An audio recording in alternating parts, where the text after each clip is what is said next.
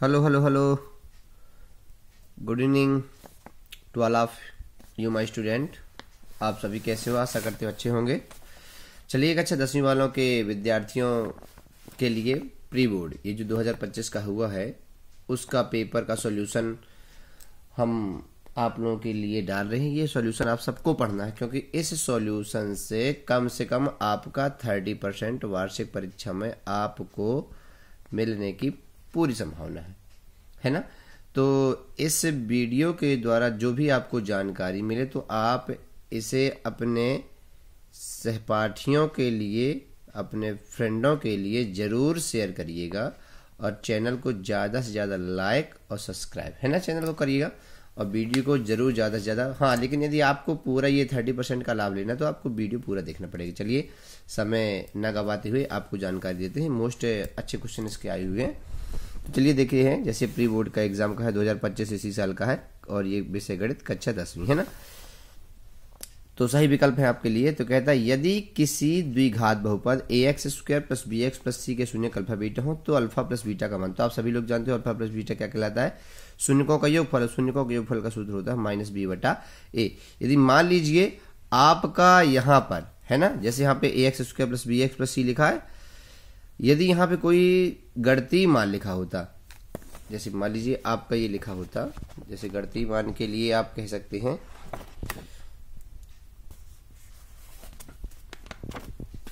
ये देखिए, जैसे मान लीजिए यहाँ पे लिखा होता 5x² - 2x + 3 और आ जाता है इसके शून्यकों का योगफल और गुणनफल निकालिए, या सिर्फ योगफल या गुणनफल। तो आपको कुछ नहीं करना कि आप इसको पहले हल करो फिर आप इसके -b/a को मान रखो, बिल्कुल नहीं। आपको ये पता है कि ये वाला मान आपका जो है, ये a का मान कौन है आपका 5, तुलना करने पर आप पाओगे ये a है, ये b है, ये c है गणित के अंक। तो आपको पता है अल्फा प्लस बीटा क्या होता है -b/a और सूत्र में क्वेश्चन ही माइनस है, तो माइनस और ये -2/5, ये माइनस से माइनस प्लस बन जाएगा, 2/5 आपका योगफल हो जाता है, गुणनफल क्या हो जाता है 3/5, है ना। आपको हल करने के पीछे नहीं भागना है, डायरेक्ट आपको ऑप्शन लिखना b/a c/a में। 26, 39 और 91 का HCF आपसे सबसे बनता होगा कि 26 के गुणनखंड 13 × 2, 39 के गुणनखंड 3 × 13 और उसी प्रकार 91 का 7 × 13। 13 सब में कॉमन है तो HCF क्या हो जाएगा इसका 13 हो जाएगा, बन जाएगा। श्रेणी 6, 12, 18 डॉट डॉट डॉट का कौन सा पद चौवन है? आपको डायरेक्ट हल कर देना। देखो सभी आपकी 6 की दुनिया लिखी है, कौन सा पद चौवन है?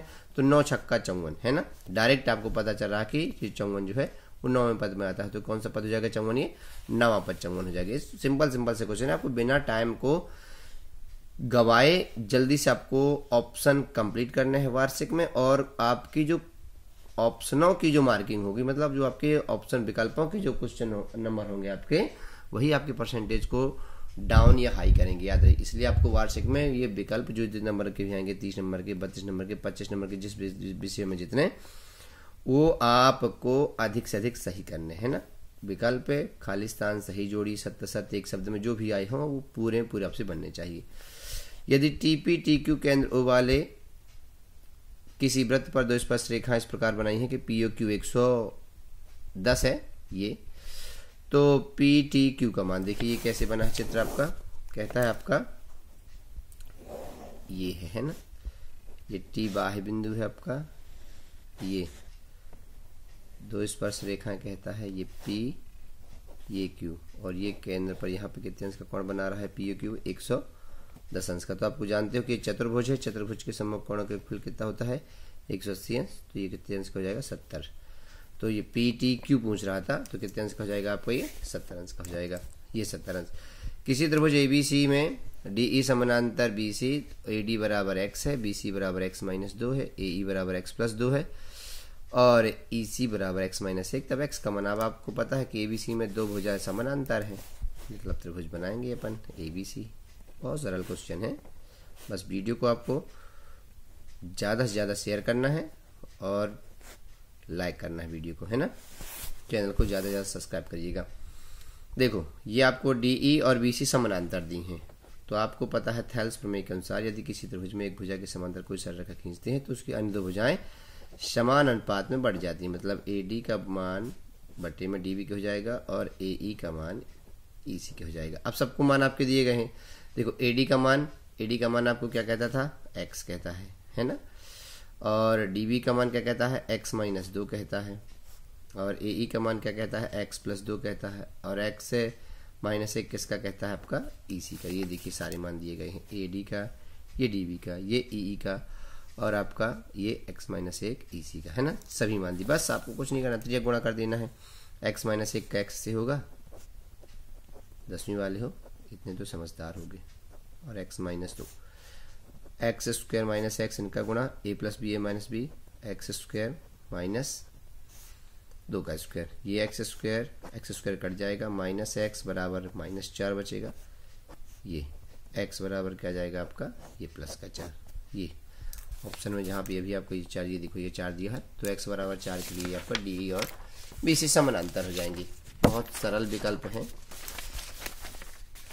ये आपका अगला विकल्प है, ये आपसे बनती होगा, यदि A1/A2 बराबर हो B1/B2 बराबर ना हो C1/C2 तो रैखिक समीकरण युग्म, ये जो दिए हैं व्यापक समीकरण आपके, इनके हल कैसे होते थे आपको पता है। जब 2 मान बराबर हो, तीसरा बराबर ना हो तो कैसा हल होता है, का कोई हल नहीं होगा, है ना। यदि ये तीनों मान बराबर होते आपके तो इसके अनेक हल हो जाते। यदि 2 मान बराबर ना होती या तीनों बराबर ना होते, ऐसे लगा होता इसमें भी बराबर नहीं का, तो इसका क्या हो जाता, एकाद्वितीय हल या केवल और केवल एक हल हो जाता। ये आपके विकल्प हुई, आपके इसकी इंग्लिश लैंग्वेज में है। अब चलते हैं फिल इन द ब्लैंक्स में, रिक्त स्थानों में। तो कहता है जब 2 समान कौणिक त्रिभुजों में उनकी संगत भुजाओं का अनुपात सदैव खाली स्थान होता है, तो आपको पता है कि उसके संगत कोण, समान कौणिक का मतलब है संगत कोण, कैसे हैं, समान है, 2 समान कौणिक। तो आपको पता है त्रिभुज में यदि संगत कोण बराबर हो तो उनकी भुजाएं कैसी होती हैं, एक ही अनुपात में होती है, समानुपाती। तो उनका अनुपात सदैव कैसा हो जाएगा, बराबर। संगत भुजाओं का अनुपात कैसा हो जाएगा अपना, बराबर हो जाएगा। संगत भुजाओं का अनुपात सदैव समानुपाती होता है, सॉरी, है ना, संगत भुजाओं का अनुपात समानुपाती होता है। और किसी बिंदु की x अक्ष से दूरी उस बिंदु का क्या कहलाती है। अब आपको पता है x अक्ष से दूरी, आपको समझाया गया है, कई बार बताया कि x अक्ष से दूरी उसका y मान कहलाती है। तो क्या हो जाएगा, x अक्ष से दूरी y निर्देशांक कहलाती है, या कोटि कहलाती है, जो आप चाहें उसको भर दें। कहलाती है लिखा है तो कोटि भरोगे, है ना। 3 मीटर ऊंची, 3 मीटर के पाद से पाद मतलब उसका कहलाता है आधार बिंदु उसका, है ना। जैसे हम आपको यहाँ पे चित्र बना दें, ये A B और ये अपना C हो जाएगा, ये अपना 3 मीटर, ये 3 मीटर, ये देखिए आधार से ये बिंदु की दूरी, ये 3 मीटर और 3। आपको पता है कि जब ऊंचाई और आधार दोनों बराबर लंबाई के हों तो हमारे कितने अंश का कोण बनता है, 45 अंश का। हमने बताया जब ऊंचाई और छाया बराबर हो तो 45 अंश, मतलब 3 और 3 बराबर है ना, मतलब 45 अंश tan 45 का मान। यदि ऊंचाई छाया से, मतलब ऊंचाई का मान छाया से √3 गुनी हो तो कितने अंश का कोण बनता है, 60 अंश का। यदि छाया ऊंचाई से √3 गुनी हो तो कितने अंश का कोण बनता है, 30 अंश का। तो ये आप में कितने बन जाएगा, ये मीनार 3 मीटर ऊंचे दूर स्थित बिंदु का मीनार की चोटी का कोण 45 अंश होगा। देखो भारा भी है। किसी असंभव घटना की प्रायिकता का मान सदैव शून्य, है ना। किसी असंभव घटना की प्रायिकता सदैव शून्य होती है, या उसका मान शून्य होता है। केंद्रीय प्रवृत्ति के 3 मापकों का संबंध, आपको पता है कि 3 माध्यक बराबर होता है, बहुलक प्लस 2 माध्य, तो बहुलक बराबर प्लस का 2 माध्य हिस्सा आएगा, तो क्या हो जाएगा, अधिक यहाँ पे माध्य बराबर है, यहाँ पे क्या बना है अपन को 2 माध्य। और एक और बात देखिए, यहाँ पे 3 माध्यक माइनस पहले से लगा है, तो अपन क्या भरेंगे, सिर्फ 2 माध्य बस भर देंगे, माइनस का चिन्ह नहीं लगाएंगे। त्रिज्या r वाले वृत्त का क्षेत्रफल आपको पता है πr², πr² बस नहीं लिखेगा, πr² वर्ग इकाई या वर्ग मात्रक लिखिएगा, है ना। सही जोड़ियाँ बहुत ईजी आई हैं। सेक थीटा आपको पता है, सेक थीटा ये आपको मिलाना है, ये एक्स्ट्रा ही हुए, तो सेक थीटा पता है आपको 1/cos होती है। 1 - sin², 1 - sin² का मान ये लिखा है, क्या होता है, cos² का सरसम का 1 से अपनी, है ना। और tan थीटा का मान आपको पता है sin/cos होती है, तो ये लिखी है उसकी tan थीटा की sin/cos।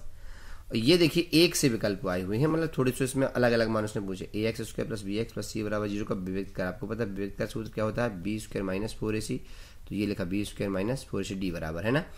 ax² + bx + c = 0 के मूल वास्तविक नहीं है यदि, आपको पता है कि विविक्त कर की 3 स्थितियां होती हैं, 0 से बड़ी, 0 से छोटी, 0 से बराबर। तो मूल वास्तविक नहीं होते हैं, अपन को पता है मूल वास्तविक नहीं हो मतलब काल्पनिक कब होते हैं, जब मान हमारा 0 से छोटा होता है। यहाँ देखिए ये शून्य से छोटा मान दिया है ये, और ये शून्य से बड़ा मान दिया है, तो ये हमारा होगा नहीं, क्योंकि यह वास्तविक या असमान के लिए होती है स्थिति। शून्य से बड़ा, जिस साइड मुंह खुला होता है उस साइड की राशि बड़ी होती है, तो क्या हो जाएगा ये शून्य से छोटा, B square minus 4c is less than 0। द्विघाती समीकरण का मानक रूप जो ऊपर लिखा है वही आपका द्विघाती समीकरण है, ax square plus bx plus c बराबर 0। यदि बहुपद कहता तो ये बराबर में 0 नहीं होता, यहाँ पर आपका कहाँ लिखा, ये लिखा ax square plus bx plus c बराबर 0। तो ये आपकी सही जोड़ी थी। बहुत ही इजी पेपर आया है, अच्छा पेपर है, गुणवत्ता अच्छी पेपर की। एक शब्द में उत्तर, वन वर्ड आंसर है आपके। मूल बिंदु से एक्स वाई की दूरी क्या होगी? आपको पता है मूल बिंदु 0 0 होते हैं, तो बिंदु एक्स वाई की दूरी क्या हो जाएगी मूल बिंदु से? Under root x square plus y square. किसी बिंदु की कहीं मान लो 3 5 होता तो 3 का स्क्वायर 5 का स्क्वायर करके आप हल कर देते उसको। उन्नयन कोण को परिभाषित करिए। आप जानते हैं जब भूमितल से किसी प्रेक्षक द्वारा ऊपर रखी हुई वस्तु को देखने के लिए अपने गर्दन को ऊपर उठाना पड़ता है, तो प्रेक्षक की दृष्टि रेखा और क्षैतिज रेखा के मध्य बने अल्प कोण को उन्नयन कोण कहते हैं। सदैव भूमितल से ऊपर रखी वस्तु को देखने पर बनता है। अवनमन कोण इसका जस्ट अपोजिट होता है, और इनके जो बीच में बने कोण होते हैं क्षैतिज रेखा और दृष्टि रेखा के, वो हमेशा अल्प कोण ही होते हैं, ना ये आपके अधिक कोण ना आपके ये समकोण होते हैं। इस बात का विशेष ध्यान रखिएगा। एक वृत्त की कितनी स्पर्श रेखाएं हो सकती हैं? तो एक वृत्त की स्पर्श रेखा अनंत होती है ना। ये वृत्त है, ये भी स्पर्श रेखा, ये भी स्पर्श रेखा, ये भी स्पर्श रेखा, ये भी स्पर्श रेखा, ये सब स्पर्श रेखा है। यदि कहता बाह्य बिंदु से, तो बाह्य बिंदु से केवल 2 खींची जा सकते हैं, ये प्रतिच्छेद नहीं करनी चाहिए, स्पर्श करनी चाहिए। यदि बिंदु भीतर हो तो एक भी स्पर्श रेखा नहीं जाएगी, ये जो जाएगी ये छेदक रेखा कहलाएगी। छेदक रेखा 2 जगह प्रतिच्छेद करती है और स्पर्श रेखा 1 जगह प्रतिच्छेद करती है वृत्त को। यदि बिंदु वृत्त पर हो, मतलब जैसे ये कंडीशन है, यहाँ ये वृत्त पर है, यहाँ पर, तो कितनी स्पर्श रेखा जाएंगी? 1 जाएगी। तो वृत्त पर खींची गई स्पर्श रेखाएं अनेक होती हैं, बाह्य बिंदु से 2 होती हैं। यहाँ पे आपका ये कितनी ऐसी स्पर्श रेखा है? अनेक हैं। ये कितनी है? 2 हैं। वृत्त पर स्थित बिंदु पर 1 है। जब बिंदु भीतर होता है तो एक भी स्पर्श रेखा नहीं होती, छेदक रेखा होती है। छेदक रेखा 2 जगह स्पर्श करती है और स्पर्श रेखा 1 जगह। तो स्पर्श रेखा अनेक या अनंत। वृत्त के चाप की लंबाई, आपको पता है वृत्त के चाप की लंबाई का फॉर्मूला क्या होता है अपन को, है ना, theta by 360 multi 2 pi r. आप 2 से चाहे तो 180 ऐसा भी लिख सकते हो, थीटा बटे 180 गुणे पाई आर, है ना। ये आपकी चाप की लंबाई का है, और त्रिज्यखंड का थीटा बटे 360 पाई आर स्क्वायर। किसी एपी के n पदों के योगफल का सूत्र आपको लिख देना। एस एन बराबर n बटा 2, ये देखो ये लिखा भी है इसमें, एस एन बराबर n बटा 2 2a। यहाँ पे बाह को बड़ा कोष्टक होता है, ये देखो इसने प्लस नहीं लगाया बच्ची ने, मतलब इसका गलत है। एस एन बराबर n by 2 2a plus n minus 1 into D. A जहाँ होता है प्रथम पद, n होता है अपना संख्या पदों की, और डी होता है अपना सार्वधातुक, है ना। यदि अंतिम पद दिया होता तो n बटा 2 a प्लस एल हो जाता। और शंकु के आयतन का सूत्र तो आपको पता है, शंकु के आयतन का सूत्र क्या होता है? 1/3 पाई आर स्क्वायर, एच ऊंचाई, आर त्रिज्या, है ना। और यदि आपको बेलन के आयतन का सूत्र कहा जाता है वो आयतन का, तो ये 1/3 जो नहीं होता पाई आर स्क्वायर एच हो जाता। तो इसका मतलब क्या है? शंकु का आयतन बेलन के आयतन का 1/3 होता है, बेलन का आयतन शंकु के आयतन का 3 गुना होता है। तो ये आपके एक शब्द हुए, 1 वर्ड। अब चलते हैं ट्रू फॉल्स, सत्य असत्य। तो चलिए सत्य असत्य क्या है अपने। यदि एक त्रिभुज के 2 कोण एक अन्य त्रिभुज के क्रमशः 2 कोणों के बराबर हों तो त्रिभुज समरूप होते हैं। एक त्रिभुज के 2 कोण, है ना, एक अन्य त्रिभुज के क्रमशः 2 कोणों के बराबर हों तो दोनों त्रिभुज समरूप होते हैं। अब देखिए यहाँ पे उसने 2 कोण दिए हैं बराबर है, तो स्वाभाविक सी बात है जब 2 कोण बराबर हैं तो तीसरा अपने आप बराबर हो जाएगा, क्योंकि त्रिभुज के तीनों अंत कोणों का योगफल कितना होता है? 180 अंश। लेकिन उसने यहाँ पे संगत नहीं दिया है। एक त्रिभुज के 2 कोण एक अन्य त्रिभुज के क्रमशः 2 कोणों के बराबर हो तो त्रिभुज समरूप होते हैं। अब देखिए यहाँ पे कंडीशन ऐसे भी हो, आप समझ सकते हो। जैसे मान लीजिए ABC है और ये है अपना PQR, तो यदि A तो A का संगी P, B तो B का संगी Q। यदि ऐसी कंडीशन कही जाए तो जब ए बी के मान बराबर हैं तो स्वाभाविक सी बात है इसकी सी और आर के मान भी बराबर हों, तो इस कंडीशन में ये दोनों समरूप हो जाएंगे। लेकिन यदि कहा जाए इसके ए और बी हैं, इसके पी और आर हैं, तो ये संगत यदि ना होंगे, हालांकि अब इसको संगत किया जा सकता है। तो यह त्रिभुज के तीनों अंतःकोणों के योगफल के नियम का पालन करता है ना आपका कथन। तो ये समरूप हो जाएंगे। मतलब एक त्रिभुज के दो कोण यदि बराबर हो तो तीसरा अपने आप बराबर हो जाता है। तो ये समरूपता कौन सा गुण हो जाएगा, कोण कोण, है ना, दो बार है ना, कोण कोण समरूपता, तो ये सत्य हो जाएगा। समरूप होते हैं तो हाँ ये सत्य है। √3 एक परमेय संख्या, यह सत्य है क्योंकि आपने पढ़ा है √3 एक अपरमेय संख्या है। 2 4 6 8 समांतर श्रेणी में, बिल्कुल सही है क्योंकि देखिए सभी का अंतर बराबर है। 4 में 2 गई 2, 6 में 4 गई 2, 8 में 6 गई 2। अर्धगोले का संपूर्ण पृष्ठीय क्षेत्रफल πr² होता है, जहां r अर्धगोले की त्रिज्या, बिल्कुल सही है। अर्धगोले का 3πr² ही होता है और संपूर्ण गोले का 4πr² होता है। और किसी घटना की प्रायिकता ऋणात्मक भी हो सकती है, ये ऐसा किसी घटना की प्रायिकता का मतलब है शून्य ऋणात्मक होने का, कि शून्य से छोटी और घटना ऋणात्मक नहीं होती। कौन सी, संभव घटना की, है ना। बिंदु में -4 6, 4 -6 के मध्य बिंदु की संख्या 0 0 है, बिल्कुल सही। x1 + x2/2 y1 + y2/2 ये आपके मध्य बिंदु के सूत्र होते हैं। तो -4 + 4 0/2 0, 6 - 6 0/2 मतलब 0, मतलब ये इसके मध्य बिंदु के निर्देशांक है, तो ये सत्य है। तो ये आपके हुए विकल्प। जो भी कहीं भी दिक्कत आई हो कमेंट में बताइएगा। द्विघात बहुपद x² - 2x - 8 के शून्य 2.2 का पहला क्वेश्चन है। p(x) के लिए y बराबर p(x) का ग्राफ नीचे दी गई है, तो उसमें बताइए कितने शून्य है। देखिए जितनी जगह आप ये दिया है y बराबर p(x), इसका मतलब क्या है कि आपका ग्राफ x अक्ष को प्रतिच्छेद करना चाहिए। तो देखिए ये x अक्ष y अक्ष को करता है, इसको आपको नहीं देखना है। एक जगह प्रतिच्छेद, दो जगह प्रतिच्छेद, तीन जगह प्रतिच्छेद, तो कितने शून्य है, 3 शून्य। क्यों, क्योंकि ग्राफ x अक्ष को 3 बिंदुओं पर प्रतिच्छेद करता है। HCF दिया है 306 657 का 9, LCM ज्ञात करना है। तो आपको पता है सूत्र होता है संख्याओं का गुणनफल बराबर लघुत्तम गुणे महत्तम। तो 306 × 657 बराबर 9 गुणे LCM आपके नहीं दिया गया, तो 9 से भाग लगा दोगे तो एक संख्या कट जाएगी, फिर दो संख्या मिलेगी, 657 गुणा कर दोगे तो आपको लघुत्तम मिल जाएगा। अभाज्य गुणनखंडन विधि से 8 9 25 का HCF बहुत सरल है, आपको मिल जाएगा पाठ 1 में 1.2 में। तीसरे का तीसरा क्वेश्चन है, रैखिक समीकरण y बराबर mx + 3 में यदि x बराबर -2 y बराबर 5 तो m का मान ज्ञात करिए। बहुत सरल है, क्या दिया है आपको, y बराबर mx + 3, y बराबर 5, x का मान -2 है तो गुणा करेंगे तो 2m हो जाएगा +3। इस चार बुलाओगे 3 को तो काहे का हो जाएगा, माइनस का हो जाएगा, माइनस का 2m है, घटाओगे तो 2, गुणा में 2 है, माइनस का बटे में हो जाएगा ये m बराबर -1। ये माइनस का नहीं, ये कहा है कि m का गुणांक -2 है ना, m बराबर -1 आ गया, मतलब तुरंत आपको आंसर ले आना है। फिर कहता है रैखिक समीकरण आपको जांच कीजिए, ये समीकरण 2x + y - 6 = 0, 4x - 2y - 4 = 0 का हल संगत है, यानी आपको तुलना करके बता देनी संगत है या असंगत है। द्विघाती बहुपद 4u² + 8u शून्य बन जाएंगे आपसे, पार्ट 2 का 2.2 का क्वेश्चन है। एक द्विघाती बहुपद लिखिए जिसके शून्यकों का योग तथा गुणनफल -3 और 2, ये आपके पार्ट 2 का ही उदाहरण नंबर 4 का क्वेश्चन है। ऐसे 10 धनात्मक पूर्णांकों का योग ज्ञात जो 5 से विभाज्य, अब देखो 5 की दूनी लिख देनी है, 5 10 15 ... 10 पदों तक AP बन जाएगी। AP के योग का सूत्र लगा देना है, आपको AD मिल जाएंगे, n की जगह 10 लिख दीजिएगा। AP निर्धारित करिए जिसका तीसरा पद 5, सातवां पद 9 है, तो मतलब A + 2D = 5 समीकरण नंबर 1, A + 6D = 9 समीकरण नंबर 2। हल करके AD के मान ले आइएगा, आपको AP मिल जाएगी।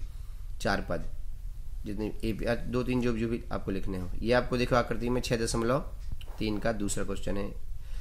OCD OBA समरूप है, 120 है आपका BOC, और CDO 70 है, CDO 70 है आपका, और OAB ज्ञात करना है, मतलब आपको ये OAB ज्ञात करना है, मतलब जितना मान C का होगा उतना मान OAB, ये तो इसके समरूप है ये। तो आप इसको हल करके इसका मान निकाल लीजिएगा, अब ये निकल जाएगा तो इन दोनों का योगफल 180 से घटा दे तो C आ जाएगी, जितना C होगा उतना भी ए हो जाएगा। 6.2 का क्वेश्चन है आपका। तो चलते हैं अब अगले क्वेश्चन की ओर। आप क्वेश्चन देखते जाइएगा और तैयारी खूब करिए, है ना। दो त्रिभुजों की समरूपता की आवश्यक शर्त लिखिए, तो उनके संगत कोण बराबर होने चाहिए, संगत समानुपाती होने चाहिए, यही आपकी शर्त है। बिंदु ये समांतर चतुर्भुज के शीर्ष है, तो P का क्या मान है, आपको पार्ट 7 का उदाहरण नंबर 10 देखना है।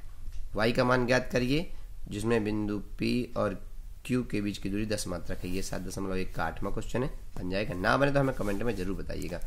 गुणनखंड विधि आपसे बनती होगी, मूल ज्ञात करने हैं, √2x² + 7s + √5 2 = 0, है ना। तो ये आप 4.2, ना बने तो पहले का तीसरा क्वेश्चन है। द्विघाती समीकरण 2x² plus kx plus 3 equal to 0 में k का मान बताइए जबकि लिए मूल कैसे हो, बराबर हो। तो मूल बराबर होने पर b² माइनस 4ac का मान 0 के बराबर कर दीजिएगा, आपको मान k का मिल जाएगा। साइन a बराबर दिया है 3/4, कॉस a का मान 8.1 का तीसरा क्वेश्चन बहुत सरल है, पाइथागोरस लगा दीजिएगा। लंब बटा कर्ण दे होता है इसका मान, आधार आ जाएगा, आधार बटे कर्ण कॉस का मान हो जाएगा। Sine 30 cos 60 plus sine 60 cos 30 का मान बहुत ही सरल है, इससे ज़्यादा सरल तो हो सकता है पूरी किताब में क्वेश्चन न मिले, आपको मान रख देना, सिर्फ जोड़ देना। 8.2 का पहला क्वेश्चन है। दो खिलाड़ी संगीता और टेनिस, संगीता और रेशमा टेनिस का मैच खेलते हैं। याद करिए कि संगीता मैच की जीतने की प्रायिकता 0.62 तो रेशमा की क्या होगी। प्रायिकता का क्वेश्चन है, बहुत ही सरल है, होना प्लस न होना से लगा दीजिएगा, तुरंत आंसर आ जाएगा। प्रायिकता का क्वेश्चन आपसे कभी भी नहीं छूटना चाहिए, बहुत सरल है। एक पासे को एक बार फेंका गया, इस विषम संख्या आने की क्या प्रायिकता, ये भी आपकी प्रायिकता का क्वेश्चन है, बहुत ही इजी क्वेश्चन है, आपसे बन जाएंगे। ये 1.2 का आपका 5वां क्वेश्चन है। व्याख्या करिए कि भाज्य है क्या, तो आपको इसको हल करने पर दो संख्या मिलती हैं, आप देखेंगे यदि वो अपने अलावा किसी से करती हैं तो भाज्य हो जाएंगी, नहीं करती हैं तो आप भाज्य हो जाएंगी। ये भी आपके जांच कीजिए, प्राकृतिक संख्या 0 पर समाप्त होती है कि नहीं, ये भी आपके किसका क्वेश्चन है, 1.2 का ही क्वेश्चन है। ये फिर से आ गया, एक थैली में 3 लाल 5 काली गेंद, ये भी प्रायिकता है। आपसे बहुत से प्रायिकता मतलब 4 क्वेश्चन आते हैं, आपसे सब बन जाएंगे। एक चित्त आने की प्रायिकता क्या होगी, ये भी आपको उदाहरण नंबर मिल जाएगा। प्रायिकता के पाठ है 14 में, पहला उदाहरण है आपका, है ना। सिद्ध कीजिए बाह्य बिंदु से वृत्त पर खींची गई 2 स्पर्श रेखा आपस में बराबर होती हैं। 10.2 प्रमेय है, पाठ 10 का बन जाना चाहिए। 10.2 का ये 7वां क्वेश्चन, 2 संकेंद्रित वृत्तों की त्रिज्या 5 और 3 है, बड़े वृत्त की जीवा की लंबाई निकालना बन जाएगा आपसे। ये आपका 1.5 मीटर लंबा लड़का, ये आपका 9.1 का 6वां क्वेश्चन है, और ये आंधियां से आने पर पेड़ टूट जाता है 9.1 का ही दूसरा क्वेश्चन है। दोनों क्वेश्चन आपसे बन जाने चाहिए। यदि ना बने कोई क्वेश्चन तो हमें कमेंट में बताइएगा, हम आपकी हेल्प जरूर कर देंगे। घड़ी की मिनट की सुई की लंबाई आपको ये 11.1, ये भी नीचे वाला भी 11.1 है, ये दूसरा क्वेश्चन है। वृत्त की परिधि दी गई है और ये सुई वाला तीसरा क्वेश्चन है। रैखिक समीकरण, ये विलोपन है, ये तो विलोपन आपसे बनती होगी। 7x - 5 15y/2 और x + 2y = 3, पार्ट 3 का उदाहरण का क्वेश्चन है। 2 अंकों की संख्या, ये भी आपके पार्ट 3 का क्वेश्चन है। एक लकड़ी का ठोस बेलन बनाया गया है और इसकी आपको त्रिज्या दी गई है, तो आपको क्या निकालना है, इसका संपूर्ण पृष्ठीय क्षेत्रफल, ये आपको 12.1 में मिल जाएगा। कौन सा क्वेश्चन है आपका, 9वां क्वेश्चन है 12.1 का। और ये आपकी माध्यक बहुलक के क्वेश्चन दिए हैं। पंटनों का माध्यक निकालना है आपसे, माध्यक बहुलक और माध्य तीनों बन जाना चाहिए आपसे, अथवा 3 में से 2 चीजें आती ही आती हैं। तो ये देखिए माध्यक है, माध्यक आपसे बन जाए, या उसके अथवा में क्या दिया गया है, प्रेक्षणों का बहुलक निकालिए, बहुलक निकालना है। तो ये रही जानकारी आपके लिए प्री बोर्ड की। तो कैसी लगी जानकारी आप कमेंट में जरूर से जरूर बताइएगा, और यदि वीडियो अच्छा लगा हो तो चैनल को सब्सक्राइब और लाइक करना बिल्कुल भी ना भूलिएगा, ठीक है ना। पढ़ते रहिए, आपका रिजल्ट अच्छा है।